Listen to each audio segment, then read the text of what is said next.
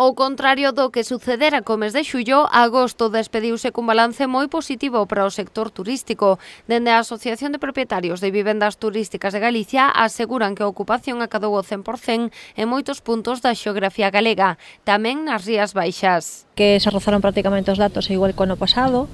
Bueno, tendo en conta pois eso que o mes de xullo non cumpliu as expectativas que tiñamos previstas desde comezos de ano, sobre todo porque se anticipou moitísimo as reservas a comezos de ano, pero a verdade é que agosto foi un mes moi bo.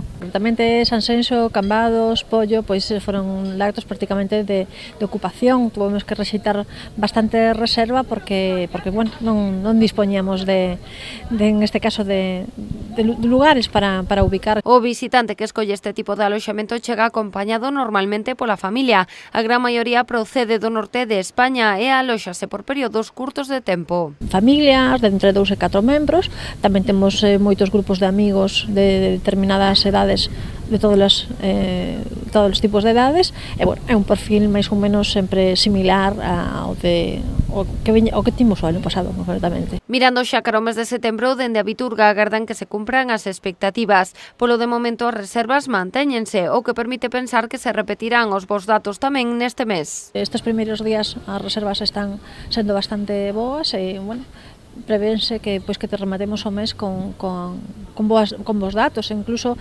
poñervos da anécdota tamén que por ano que ven que hai o campeonato de triatlón, pois concretamente na zona de Pontevedra se están reservando todas as vivendas para ese campeonato que vai ser o mes de abril e maio, e polo tanto pois tamén nos fai ser moi optimistas de que calquer evento pois que para o noso sector é moi bo. Dende a Biturga tamén apuntan que non se rexistrou ningunha incidencia nas súas vivendas, destacando as valoracións positivas que consegue este tipo de aloxamento.